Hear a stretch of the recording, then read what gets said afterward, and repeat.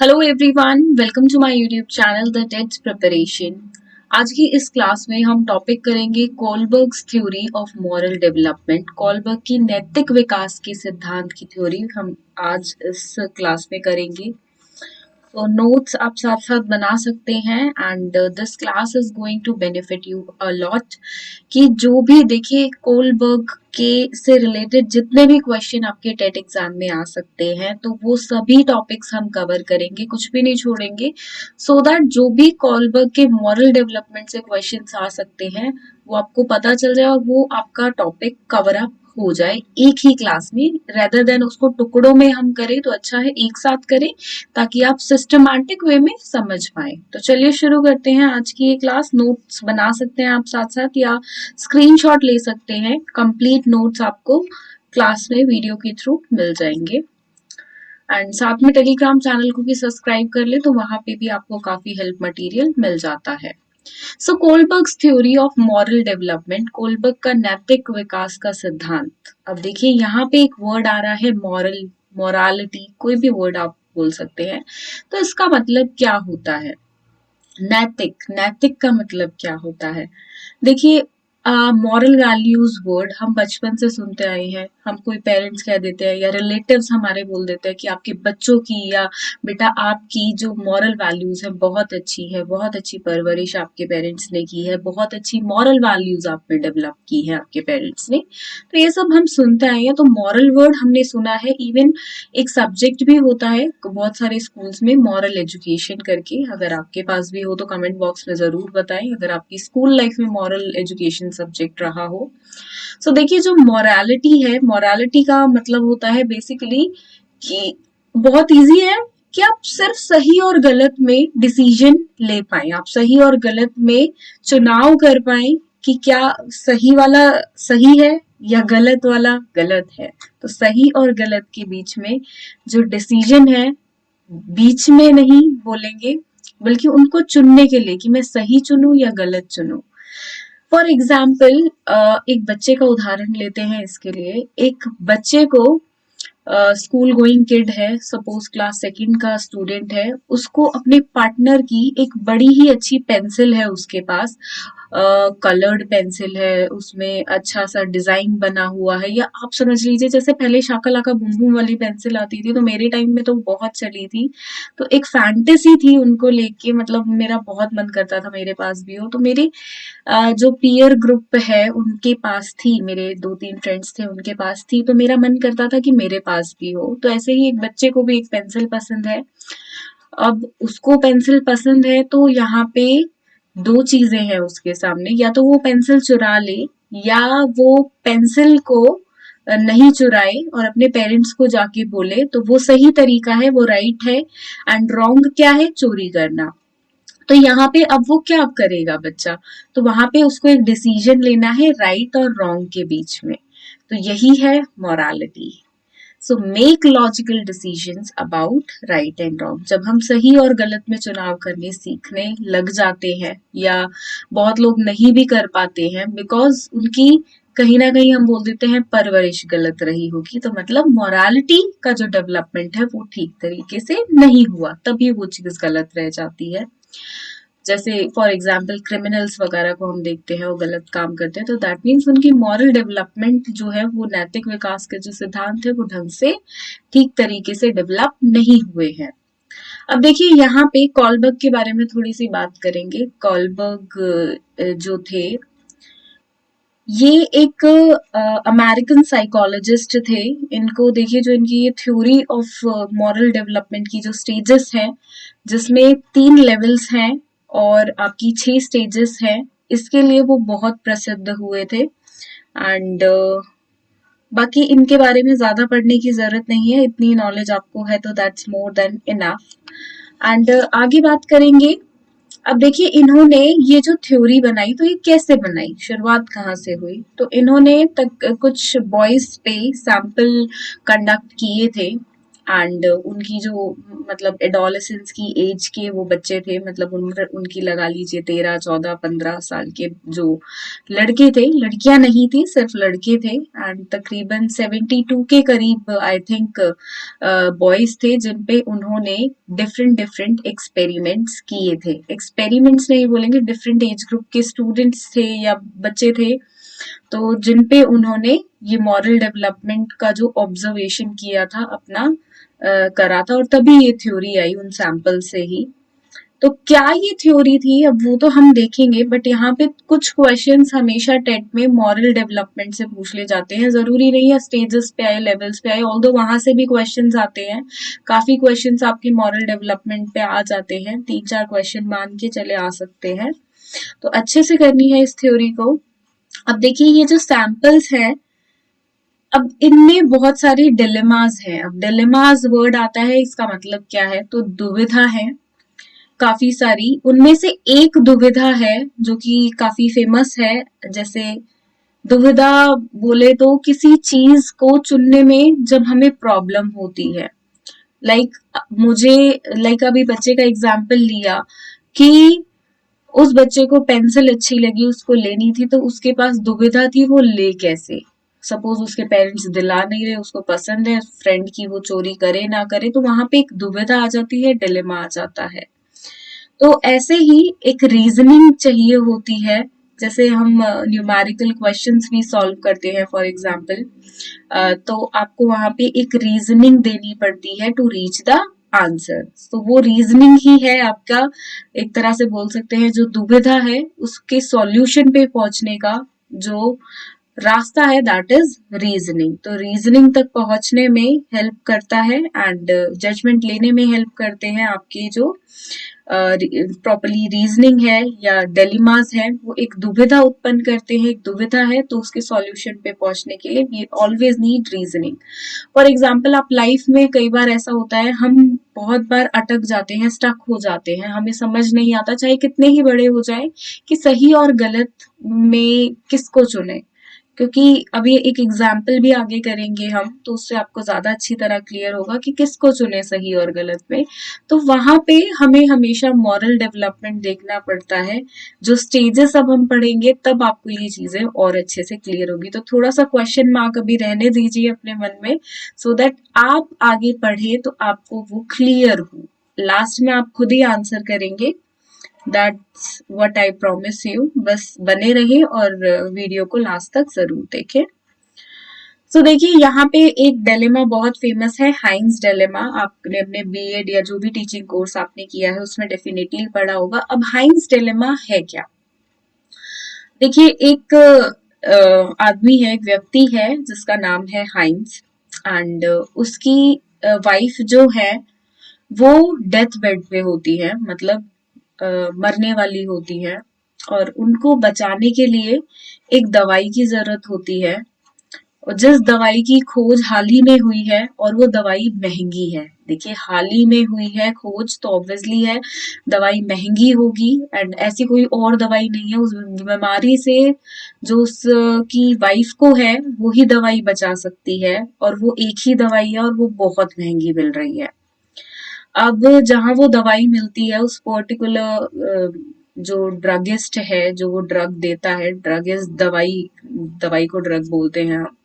तो हाइंस वहां पर जाता है और उनसे बोलता है कि मुझे ये ड्रग दे दो, मेरे पास $2000 तो नहीं है, लेकिन मैं आपको $200 दे सकता हूँ, या लगा लीजिए बहुत महंगी है। उसने कहा मेरे पास इतने ही पैसे हैं, मैं इतने ही आपको दे सकता हूँ, आप जितने मांग रहे हो वो बहुत ज्यादा है, मेरे पास इतने पैसे है ही नहीं, और ऐसे ऐसे कंडीशन है मेरी वाइफ की, तो वो कि मैं आपको बाद में दे दूंगा, हर तरह से मनाने की कोशिश करता है। बट ड्रगिस्ट बोलता है नो, मैंने इसको डिस्कवर किया है, अगर तुम्हारे पास पैसे है, लेना है तो लो वरना मत लो। तो इस तरीके से हाइंस को जवाब मिलता है ड्रगिस्ट की तरफ से। अब देखो कंडीशन ऐसी है, अब हाइंस क्या करे? क्या वो चोरी करे उस मेडिसिन को लेबोरेटरी से, उस ड्रग को, या वो चोरी ना करे, क्योंकि वो गलत है, चोरी करना अलाउड नहीं है, रूल्स के खिलाफ है, गलत काम है बेसिकली। तो वो ऐसा ना करे और अपनी वाइफ को मरने के लिए छोड़ दे। तो यहाँ पे क्या करना चाहिए? तो हाइंस क्या है?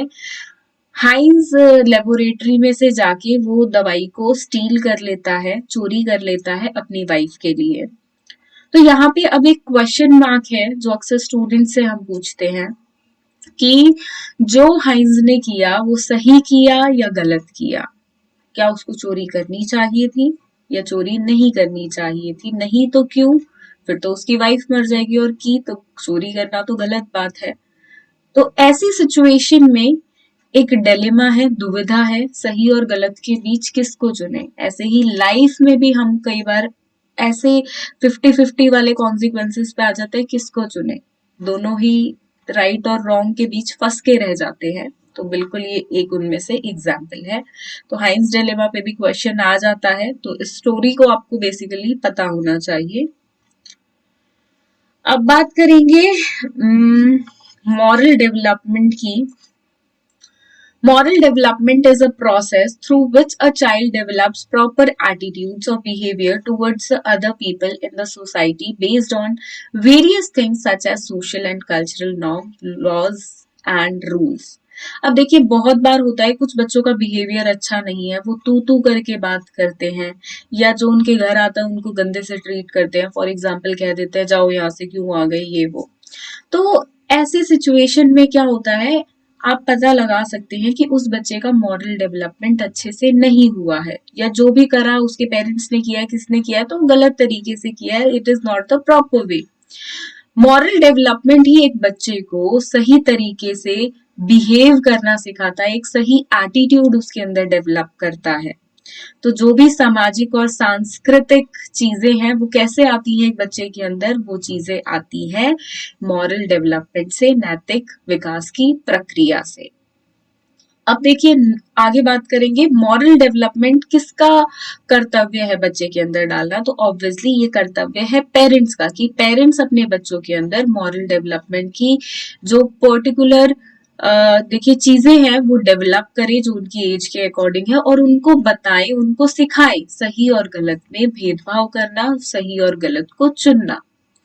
At the time of birth the child is neither moral nor immoral. तो ये हमें पता है बचपन में बच्चा एक कोरे कागज की तरह होता है, ना वो मॉरल होता है ना इमोरल होता है। Morality is shaped by multiple factors. तो एक कोरे कागज पे आप चाहे ब्लू पेन से लिख दो, या अच्छी राइटिंग में लिख दो, गंदी राइटिंग में लिख दो, या ऐसे ही स्क्रिबल कर दो, वो हमारे ऊपर होता है हम उस कोरे कागज पे क्या करना चाहे। तो इसलिए ही बच्चे की, जो बच्चा कोरा कागज है, ना मॉरल है ना इमोरल है, तो उसमें किस तरह की मॉरलिटी डालनी है, वो किसका रोल होता है, वो रोल होता है जो लोग उसके आसपास हैं। कौन कौन? सबसे पहले पेरेंट्स, देन फैमिली, देन उसके बाद बात करेंगे society, that is neighbours, teachers, school, उसके पीयर ग्रुप या other adults like relatives and all. तो उन पे डिपेंड करता है कि कैसी maturing physical, cognitive, emotional and social skills बच्चे के अंदर आते हैं जो उसकी मोरालिटी पे, उसकी मॉरल डेवलपमेंट पे प्रभाव डालते हैं। तो इसलिए बच्चे की डेवलपमेंट एक सही तरीके से होनी चाहिए। ये हमेशा कहा जाता है कि बच्चे के सामने ऐसी बातें मत करो, उसको गलत मत सिखाओ, उसको बताओ ये गलत है, ये है, वो है। तो ऐसी चीजें हम अक्सर सुनते हैं, पेरेंट्स को भी एडवाइस करते हैं, जो बड़े हैं, जो लोग फर्स्ट टाइम पेरेंट्स बनते हैं उनको एडवाइस की जाती है कि कैसे बच्चे की परवरिश करनी है, कैसे उसके अंदर नैतिकता डालनी है, नैतिक विकास की जो प्रक्रिया है वो कैसे बच्चे के अंदर करनी है। तो हर तरह की सोसाइटी देखिए अलग है, और हर तरह का मॉरल डेवलपमेंट भी अलग होता है। अगर मैं अपने इंडिया की बात करूं, हमारे देश की बात करूं, तो हमारे देश की मॉरल डेवलपमेंट, और अगर आप एक वेस्टर्न जैसे कि यूएस साइड को आप देख लीजिए, वहां की मॉरल डेवलपमेंट की बात करोगे तो वो बहुत अंतर करता है। सो लॉरेंस कोलबर्ग के बारे में हमने ऑलरेडी डिस्कस कर लिया कि अमेरिकन साइकोलॉजिस्ट थे, एक प्रोफेसर भी थे ये psychological department at the university of Chicago and the graduate school of education at Harvard university. Basically इस पे क्वेश्चन आता नहीं है बट स्टिल आपको पता होना चाहिए। तो इन्होंने देखिए पियाजे का जो काम था उसको आगे बढ़ाया था। पियाजे का कौन सा काम? पियाजे का एडोलेसेंस का और एडल्टहुड पे जो कॉग्निटिव रीजनिंग का काम था उसको आगे बढ़ाया था लॉरेंस कोलबर्ग ने। अब लॉरेंस कॉलबर्ग ने कितनी स्टेजेस दी और कितने लेवल्स दिए, तो इस पे क्वेश्चन अक्सर आता है, तो यहाँ पे नोट डाउन कर लीजिए आप कि स्टेजेस जो हैं, देखिए यहाँ पे आप देख सकते हैं, ऑल्दो ये ज्यादा क्लियर है नहीं, आगे मैं आपको स्टेजेस बताऊंगी तो आपको क्लियर हो जाएगा। तो देखिए स्टेजेस दी थी 6, 1 2 3 4 5 6 और लेवल्स थे 3, 1 2 3। हर एक लेवल में 2 स्टेज हैं। सबसे पहला जो आपका देखिए लेवल है वो है प्री कन्वेंशनल मोरालिटी, दूसरा है conventional morality, then post convention morality. हर एक के अंदर 2-2 स्टेजेस है, आगे डिस्कस करेंगे एंड देन आपको क्लियर हो जाएगा।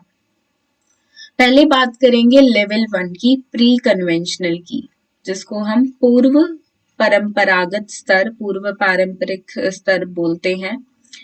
सो बेसिकली ये किस पे होता है, देखिए इसमें इंक्लूड होते हैं प्राइमरी चिल्ड्रन, मतलब छोटे बच्चे, या आप लगा लीजिए 10 साल से उम्र के कम बच्चे। इस पे क्वेश्चन आ जाता है कि कौन से बच्चे इसमें या कौन से स्टूडेंट्स इंक्लूडेड होते हैं लेवल 1 में, प्री कन्वेंशनल के में, लॉरेंस कॉलबर्ग के, तो ये आपको पता होना चाहिए, प्राइमरी स्टूडेंट्स बेसिकली। तो देखिए प्री कन्वेंशनल लेवल जो है ये रूढ़िवाद से पहले का है, मतलब इसमें बच्चे को कुछ नहीं पता होता है। जैसे मैं बारी बारी एक चीज बोल रही हूँ, बच्चा कोरा कागज होता है, देन आप उसको जैसी शेप देना चाहो वो वैसा हो जाता है, जो लिखना चाहो उस कागज पे। तो पेरेंट्स पे, सोसाइटी पे, जो भी बच्चे के इर्द गिर्द है उन पे डिपेंड करता है। देखिए बच्चे को पता नहीं है कि परंपरागत क्या है, बच्चे को बिल्कुल नहीं पता होता है कि कन्वेंशनल क्या है।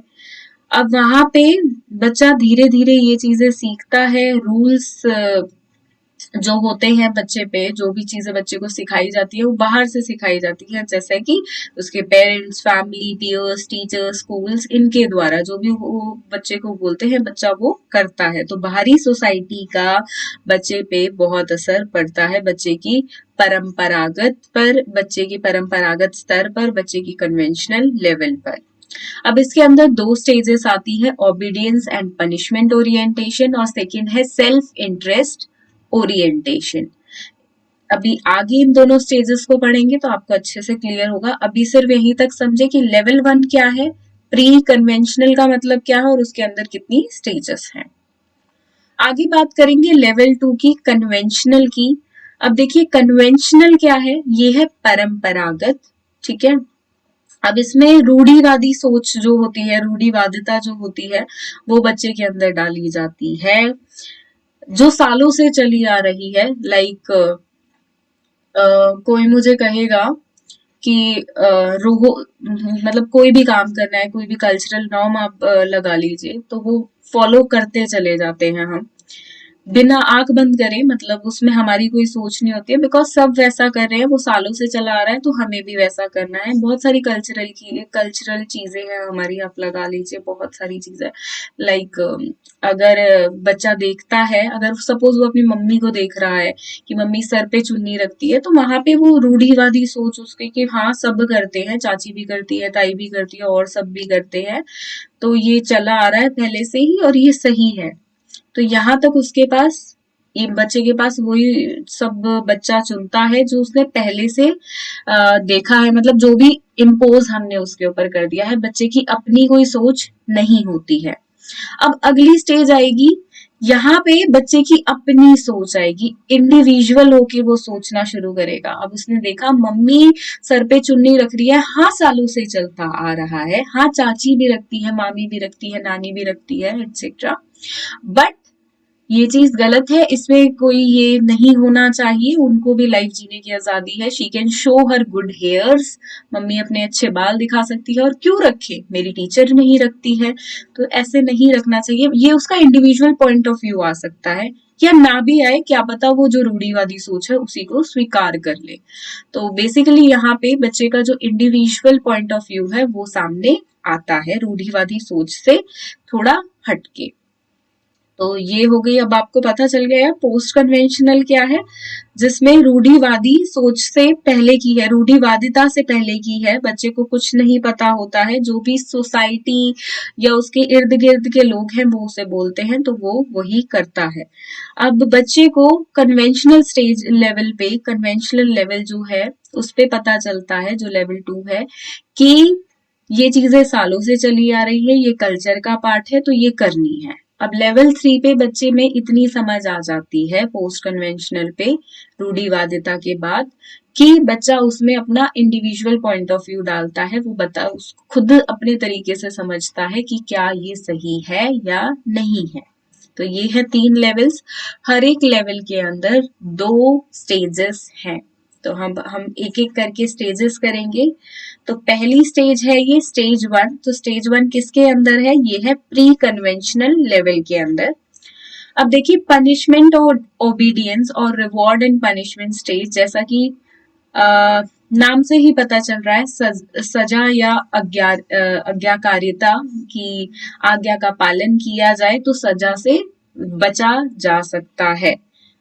तो अगर मुझे इनाम चाहिए तो मुझे गलत काम नहीं करना है। मतलब बेसिकली बच्चा पनिशमेंट से बचने के लिए सही काम करता है, खुद से नहीं करता, पनिशमेंट से बचने के लिए करता है। फॉर एग्जाम्पल अभी बड़ा अच्छा है एग्जाम्पल ये कि मास्क पहनने के लिए बोला हुआ है दिल्ली में स्पेशली, कि आपको मास्क पहनना ही पहनना है और वो थोड़ा सा भी नीचे नहीं होना चाहिए वरना चालान कट जाता है, जो हाल ही में मेरे साथ भी हुआ है। And because I was wearing mask but वो किसी कारणवश नीचे हो गया था, ढीला था थोड़ा सा, बारी बारी नीचे हो रहा था, ऑल्दो बारी बारी ऊपर कर रही थी मैं। तो वहां पे क्या होता है, आपका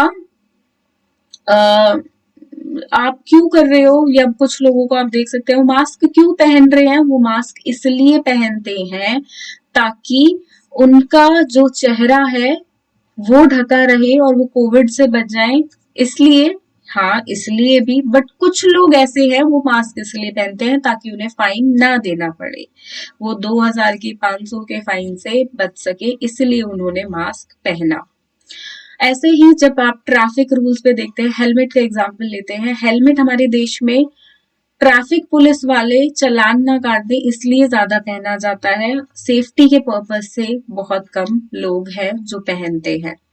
इवन हेलमेट सालों पुराना चल रहा है, टूटा हुआ है, या गर्ल्स के हेलमेट जो है वो बिल्कुल बेकार लेवल के हैं, सिर्फ फैशनेबल है, प्रोटेक्शन के लिए ऑल्दो है ही नहीं, तो स्ट्रैप नहीं होती है किसी में। तो यहाँ पे पता चलता है कि क्यों वो लोग पहनते हैं, वो लोग इसलिए पहनते हैं ताकि वो पनिशमेंट से, दैट इज फाइन से, चालान से बच सके। तो ऐसी ही ये स्टेज है, बच्चा भी पनिशमेंट से बचने के लिए ओबीडियंस को, आज्ञा का पालन करता है। फॉर एग्जाम्पल उसको पता है कि अगर मैंने दीवार पे लिखा तो मम्मी पिटाई करेंगी या मम्मी डांटेंगी, तो वो दीवार पे नहीं लिखता है, उसका ड्राइंग करने का मन करता है तो वो कागज ही उठाता है। तो बच्चे का मन है, वो ये करना चाहता है, पर उसने ये क्यों नहीं किया, बिकॉज ऑफ द पनिशमेंट, कि उसको पनिशमेंट मिलेगी। तो ये वाली स्टेज है। एग्जाम्पल एक और गिवन है, आप रीड कर सकते हैं, स्क्रीनशॉट ले सकते हैं। अब आएंगे नेक्स्ट स्टेज पे, ये भी है आपकी लेवल 1 की stage, that is pre conventional level की।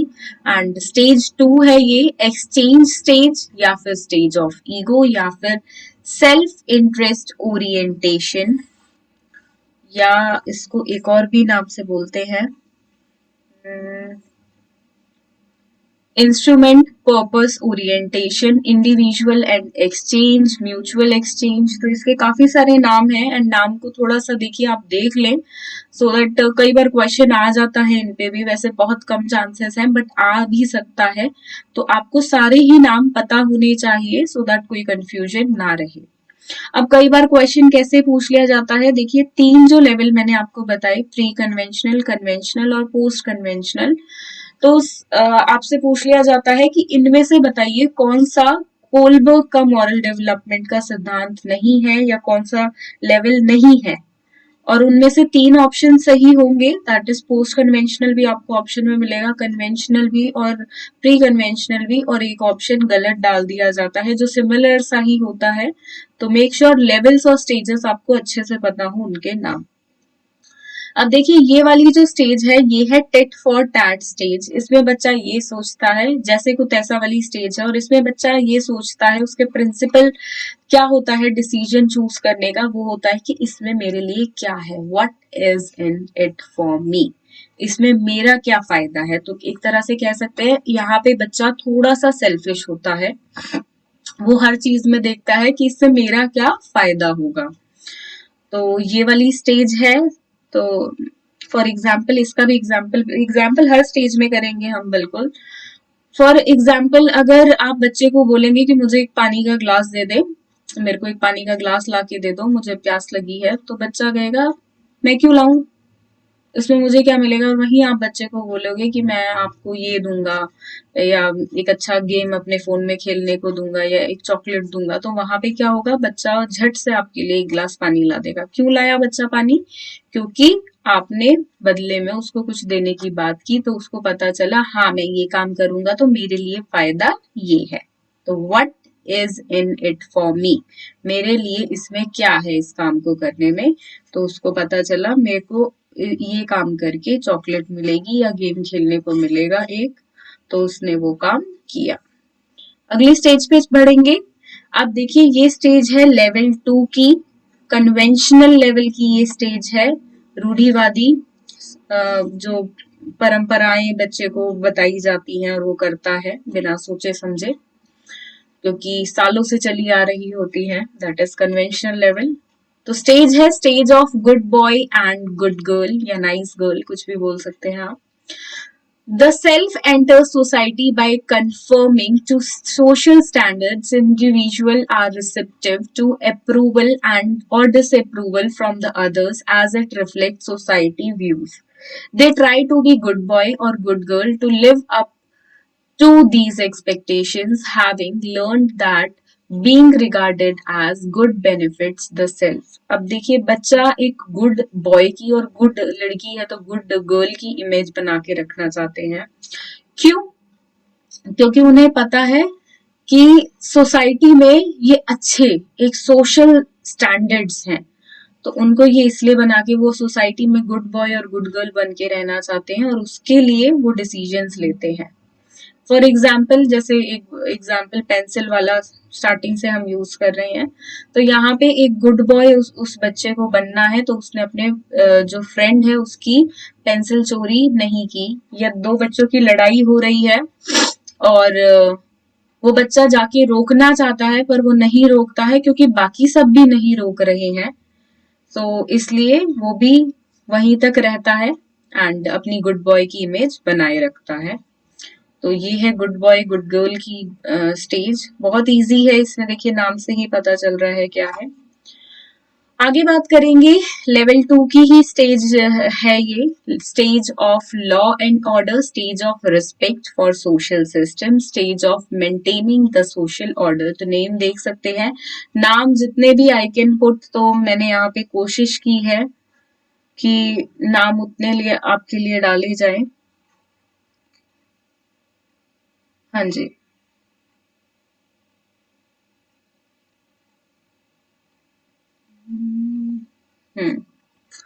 सो लेवल 3 की लेवल 3 है ये हमारा। हाँ जी, नहीं लेवल 1 2 हो गया है, थर्ड हो गया है, ये फोर्थ है हमारा, सॉरी। हाँ जी, फोर्थ लेवल है हमारा, फोर्थ स्टेज है हमारी, लेवल सेकंड की फोर्थ स्टेज है।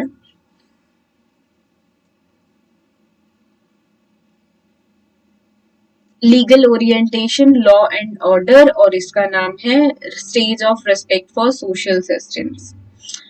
सो अब इसमें क्या होता है, देखिए इसमें जैसा कि नाम से पता चल रहा है लॉ एंड ऑर्डर, तो लॉ और ऑर्डर को, रूल्स को बच्चा फॉलो करता है। क्यों फॉलो करता है, क्योंकि उसको पता है कि रूल्स जो बनाए गए हैं वो पक्के हैं और वो फॉलो करने हैं। वो एक रिस्पेक्ट डेवलप करता है सोशल सिस्टम के लिए, maintenance of the social order के लिए। और बच्चे को कोई भी देखिए गलत चीज भी होती हुई दिखती है तो उसको पता है कि लॉ एंड ऑर्डर में ये चीज गलत है और वो उसको रोकने की भी कोशिश मे भी करे, मे भी ना भी करे। So take the point of view that includes a social system as a whole। तो बच्चा सोशल सिस्टम को एकत्रित होकर देखता है कि पूरा सोशल सिस्टम जो है वो एक है। They understand it is important to obey laws, dictums and social conventions because of their importance in maintaining a functioning of the society। तो बच्चा क्यों फॉलो करता है लॉज को, जो उसकी ड्यूटीज है, फंडामेंटल ड्यूटीज या जो भी, तो इनको बच्चा फॉलो इसलिए करता है क्योंकि उसको पता है इनको फॉलो करना चाहिए। क्यों करना चाहिए? बिकॉज एक अच्छी और पीसफुल सोसाइटी बने, सोसाइटी अच्छे से फंक्शन कर पाए, तो इसलिए बच्चे को इन्हें फॉलो करना पड़ता है और इसलिए वो करना भी चाहता है, पढ़ता नहीं है, करना चाहता है। तो यहाँ तक बच्चे में वो समझ आ जाती है। बाय इस स्टेज में बच्चा जो होता है उसका एज होती है एडोलेसेंस की। और देखिए जो इससे पहले वाला जो लेवल है कन्वेंशनल का, उसमें बच्चे का जो एज थी मैंने आपको बताई थी कि 10 साल से कम की होती है। प्राइमरी स्कूल में बच्चा होता है। तो लेवल 2 में जो कि है, दोनों स्टेजेस हैं हमारी, स्टेज 3 और स्टेज 4, दोनों में बच्चे की एज एडोलेसेंस में रहती है। अब बात करेंगे इससे अगली वाली स्टेज की। इसमें कुछ है नहीं खास। बाकी देखिए सभी स्टेजेस पे डिटेल में ज्यादा जाने की जरूरत है ही नहीं, बिकॉज क्वेश्चन यहीं तक ही आते हैं। इससे out of the syllabus question कोई नहीं आएगा। जितना मैं आपको बता रही हूँ यहीं से क्वेश्चंस आपसे पूछे जाएंगे। ऑल्दो हम क्वेश्चंस की भी प्रैक्टिस करेंगे कि किस तरह से क्वेश्चंस इस पर्टिकुलर टॉपिक पे आ सकते हैं। By this time individuals reached adulthood। तो इसकी जो यहाँ पे एंड में जो है, मतलब बच्चा एंड में पहुंच जाता है एडोलेसेंस के, तकरीबन पास पहुंच जाता है किसके, एडोलेसेंस के बाद आता है एडल्टहुड, तो उसके पास पहुंच जाता है। They usually consider society as a whole when making judgements. तो बच्चा सोसाइटी को सोचकर कोई भी डिसीजन लेता है। फॉर एग्जाम्पल अगर गार्डन में कोई गमला रखा हुआ है, नया गमला लगा है, उसको गमला पसंद आ रहा है, तो वो गमला वहां से उठाकर नहीं लाएगा। क्यों नहीं लाएगा? क्योंकि उसको पता है कि ये गवर्नमेंट ने लगवाया है और ये सबके लिए है, ये सारी सोसाइटी के लिए है, मेरे अकेले के लिए नहीं है, तो मैं उठाकर नहीं ले जा सकता हूँ। तो गलत होगा, लॉ एंड ऑर्डर के अगेंस्ट होगा। अगला हम आएंगे स्टेज 5 पे, जो कि अब हमारा शुरू हो जाता है लेवल 3, पोस्ट कन्वेंशनल स्टेज, जो पोस्ट कन्वेंशनल लेवल जो हमारा है। एंड इसमें 2 स्टेजेस है, स्टेज 5 और स्टेज 6। तो ये हमारी स्टेज 5, ऑल्दो मुझे स्टेजेस भी मेंशन करनी चाहिए थी, थोड़ा सा कंफ्यूजन हो जाता है अदरवाइज। तो ये स्टेज 5 है, स्टेज ऑफ सोशल कॉन्ट्रैक्ट। तो स्क्रीनशॉट ले सकते हैं आप या नोट कर सकते हैं।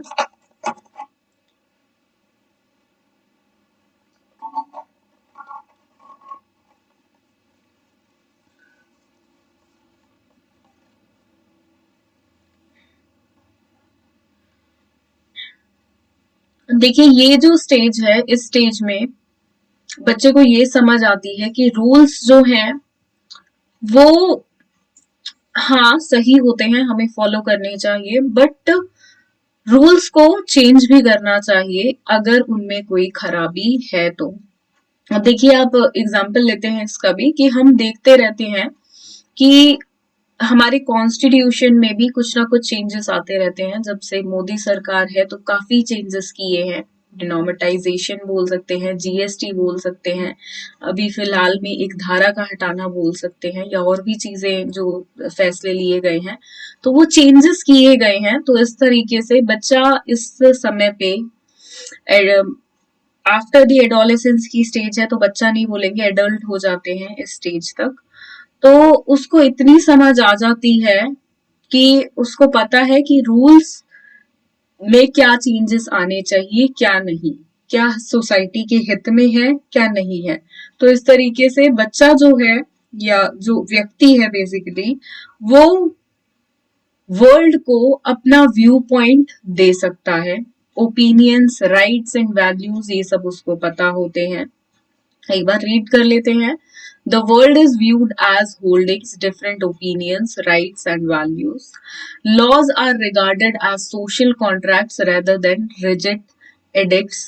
Democratic government is based on stage 5 reasoning. तो डेमोक्रेसी जो हमारी है वो बेस्ड है इस पे, क्योंकि देखिए डेमोक्रेसी में कोई रूल्स को थोपा नहीं जाता है। जहां पे आप देखेंगे किसी राजा का शासन होता है, आज भी बहुत सारी कंट्रीज हैं, तो वहां पे शासन में क्या होता है, वो अपनी पावर्स को इम्पोज करते हैं, जो भी रूल्स वो बनाते हैं वो ही चले आ रहे होते हैं। अगर उसमें कोई चेंज लाना होता है तो सिर्फ राजा लाएगा, बाकी सबकी ओपिनियंस कोई मैटर नहीं करती है। लेकिन जो डेमोक्रेटिक गवर्नमेंट है उसमें हमारी भी, आपकी, मेरी, हम सब की जो ओपिनियन है वो वैल्यू करती है। अगर लगता है कि कोई चेंज आना चाहिए और ज्यादा परसेंटेज के अगर लोग बोलते हैं तो बिल्कुल चेंजेस लाए जाते हैं। तो रूल जो हमारी डेमोक्रेटिक गवर्नमेंट है वो स्टेज 5 पे, इसकी रीजनिंग पे बेस्ड है। अब देखिए, rules of laws important for maintaining a society but members of the society should agree upon the standards. तो जो भी रूल्स बनाए गए हैं वो लोगों के हित में होने चाहिए, प्लस जो सोसाइटी के लोगों के लिए जो रूल्स बनाए गए हैं, लॉज बनाए गए हैं, तो एग्री भी होना चाहिए, लोगों को भी मानना चाहिए कि हाँ ये सही लॉज बनाए हैं, ये ठीक है और ये प्रॉपर सोसाइटी की फंक्शनिंग के लिए होने भी चाहिए। तो थोपे ना जाए, मतलब लोगों की भी उसमें सहमति हो, क्योंकि वो बनाए लोगों के लिए ही गए हैं। अब बढ़ेंगे लास्ट स्टेज की ओर, जो कि है स्टेज ऑफ कॉन्साइंस और यूनिवर्सल प्रिंसिपल्स। बहुत ही अच्छी स्टेज है और कुछ ही लोग यहाँ तक पहुंच पाते हैं, सभी नहीं पहुंच पाते हैं। एग्जाम्पल से स्टार्ट करेंगे इसको। देखिए, कुछ लोग पहुंच पाते हैं, जैसे कि महात्मा गांधी है, नेल्सन मंडेला है, या फ्रीडम फाइटर्स की आप बात कर सकते हैं। जो लोग अम, अपने बारे में ना सोचकर पूरी सोसाइटी के बारे में सोचते हैं, उनकी जो मॉरल वैल्यूज होते हैं, मॉरल रीजनिंग होती है, वो एक्सट्रीम हाई लेवल की होती है और उनके मन में सोसाइटी के लिए कुछ ऐसा होता है कि करो या मरो वाली स्थिति, मतलब करना है, कुछ गलत हो रहा है तो उसके लिए लड़ना है, चाहे उसमें भले ही जान भी चली जाए। तो वो इतने कमिटेड होते हैं सोसाइटी के लिए। जैसे कि महात्मा गांधी जी थे, तो उन्होंने देखिए फ्रीडम के लिए कितनी लड़ाई लड़ी। आप एग्जाम्पल, आप सभी के सामने मैंने अगर महात्मा गांधी जी का नाम ले दिया तो आप अपने आप ही कंट्रास्ट में कर सकते हैं कि क्यों महात्मा गांधी जी का नाम इस चीज के साथ जोड़ा है मैंने। तो ये इस स्टेज पे बहुत कम लोग पहुंचते हैं। मैं तो नहीं हूँ, एंड आप है या नहीं है वो कमेंट बॉक्स में बताएं।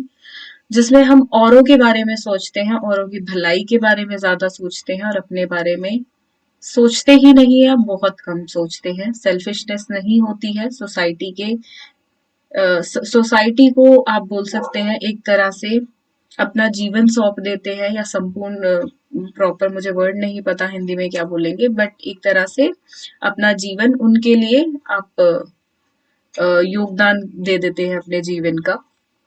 तो इस तरीके से ये वाली स्टेज है। सो हाईएस्ट लेवल है मोरालिटी का, कौन सी स्टेज, ये क्वेश्चन आ जाता है कि हाईएस्ट लेवल ऑफ मोरालिटी कौन सी स्टेज को बोला जाता है। तो स्टेज का नाम याद कर ले, स्टेज ऑफ कॉन्साइंस और यूनिवर्सल प्रिंसिपल्स। तो अब ये खत्म है यहाँ पे टॉपिक, बट एक चीज और डिस्कस करेंगे कि क्रिटिसिज्म भी हुआ था इस थ्योरी का। अब देखिए, अच्छाई के साथ बुराई तो हमेशा मिलती ही है, चाहे आप कुछ भी कितना भी अच्छा कर लो तो बुराई तो मिलती ही है। जैसे लाइक के साथ यूट्यूब पे अनलाइक का भी बटन होता है, तो वो भी, डिसलाइक भी बिल्कुल मिलते हैं। सो डिसलाइक बटन है तो बिल्कुल मिलेंगे। तो क्रिटिसिज्म किया था कैरल ने, Carol is a girl here, जिन्होंने क्रिटिसिज्म किया था कोलबर्ग की थ्योरी का, एंड ये इन्हीं की स्टूडेंट थी। एंड इन्होंने दो बेसिस पे किया था, पहला तो मेल बेसिस पे और दूसरा कल्चरल बेसिस पे। मेल बेसिस पे इन्होंने कहा कि ये जो थ्योरी है उसके सैंपल्स लड़कों से मतलब एकत्रित किए गए हैं सब, जैसा मैंने स्टार्टिंग में आपको बताया कि सैंपल्स कलेक्ट किए गए थे बॉयज से, ठीक है, तो जो एडोलेसेंस की एज के थे बेसिकली। तो उनसे कलेक्ट किए गए थे। तो मेल बेस्ड है, लड़कियों के बारे में यहाँ पे कोई भी सैंपल्स कलेक्ट नहीं किए गए हैं। और लड़कियां जो होती हैं वो ज्यादा सेंसिटिव होती हैं, घरेलू होती हैं, तो ये सब जो चीजें इमोशनल भी ज्यादा होती हैं मेल से कंपेयर करें तो उनका जो मॉरल डेवलपमेंट है वो अलग तरीके से होगा, ना कि बॉयज के तरीके से ही होगा। तो ये थ्योरी यूनिवर्सल नहीं है, ये कैरल ने कहा था, क्रिटिसाइज किया था ये बोल के इस थ्योरी को। ऑल्दो कॉलबर्ग ने कहा था मेरी थ्योरी यूनिवर्सल है, लड़के और लड़कियों सभी पे ही लागू होती है मॉरल डेवलपमेंट के लिए। अगले जो कैरल ने कहा कि कल्चरल बायस है, मतलब ये सभी कल्चरल पे सूट नहीं हो सकती है। उन्होंने उन बच्चों को एक ही कल्चर में रखा और ऑब्जर्व किया। सो वहां तक ही ये उसी कल्चर में ही लागू होती है, बाकी कल्चर्स के साथ कंपेयर नहीं किया। और हम वर्ल्ड में देखेंगे तो हर जगह का विभिन्न टाइप का, मतलब अलग अलग भांति का आपको कल्चर मिलेगा। तो हम उसको एक ही कल्चर में ये थ्योरी बना दी जो कॉलबर्ग ने, वो गलत था। तो इस बेसिस पे भी क्रिटिसाइज हुआ था। तो दो बेसिस पे कैरल ने, जो उन्हीं की स्टूडेंट थी, उन्होंने क्रिटिसाइज किया था कॉलबर्ग की थ्योरी को। फर्स्ट इज मेल बायस है, दूसरा है कल्चरल बायस है। तो दो बेसिस पे हुआ था। सो ये थी पर्टिकुलर आपकी कॉलबर्ग की थ्योरी। होप सो आप सभी को समझ आया होगा। ऑल्दो तबीयत खराब है थोड़ी सी, फिर भी मैंने कोशिश की है कि क्लास आप सभी को मिलती रहे टाइमली, बिकॉज टेट के एग्जाम्स आपके बहुत पास है, सीटेड भी है, एचटेड भी है lined up. So make sure आपकी तैयारी अच्छे से हो। कोई टॉपिक आपको डिफिकल्ट लगता है so let me know in the comment box. I will definitely try कि आप सभी को जल्दी से जल्दी नोट्स मिलते रहें एंड एक्सप्लेनेशन के लिए वीडियोस भी आती रहें, क्लासेस जल्दी जल्दी कंडक्ट हो। So thank you for watching this video and do share this video with your friends. और चैनल को सब्सक्राइब नहीं किया है तो प्लीज चैनल को सब्सक्राइब कर लीजिए एंड थैंक यू।